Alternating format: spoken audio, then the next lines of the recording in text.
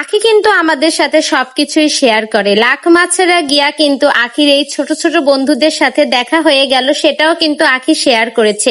এছাড়া আখি চা খেতে খেতে কিছু ফটো তুলেছে, সেই ফটোর সাথে কিন্তু একটা পোস্টও শেয়ার করেছে।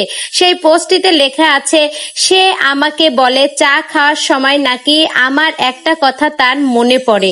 আমি তাকে বলতেছিলাম চা বেশি খেলে মানুষ কালো হয়ে যায়।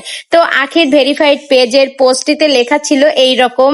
তো আখির লেখাটি ছিল এইরকম, যেটি এখন আমি আপনাদের পড়ে শোনালাম। আখি কিন্তু লাখ মাছরায় গিয়ে অনেক ধরনের মজাই করেছে।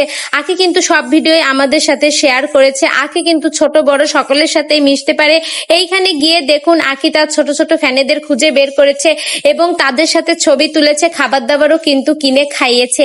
আখি কিন্তু এই ধরনেরই মানুষ। আখিকে কালো বলে ছোট করার কোনো প্রয়োজনই হয় না, কারণ এটা সম্পূর্ণ বোকামি বলে আমি মনে করি। কালো ফর্সা এগুলো সম্পূর্ণ আল্লাহ তাআলার দান।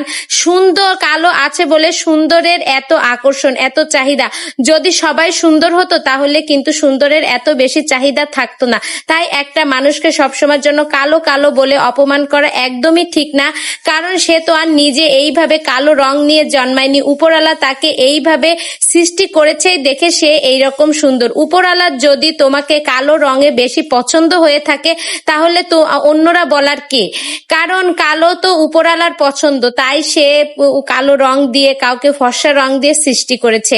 উপরওয়ালার সৃষ্টি এতটাই সুন্দর, দেখুন সবকিছু কত সুন্দর। মানুষ কি এরকম ভাবে কোনো কিছু সৃষ্টি করতে পারে? না, পারে না। তাই আমরা কাউকে কালো বলে ছোট করব না, সবাইকে যোগ্য সম্মান দেব। একটা মানুষ সুস্থ সুন্দরভাবে দুনিয়াতে আছে, এটাই সবচেয়ে বড় কথা। তো বন্ধুরা, আমার এই ভিডিওটি সম্পর্কে আপনাদের মূল্যবান মতামত কমেন্ট বক্সে জানান। আমার এই কথার মধ্যে যদি কোনো ভুল হয়ে থাকে তাহলে অবশ্যই অবশ্যই ক্ষমার দৃষ্টিতে দেখবেন। ধন্যবাদ।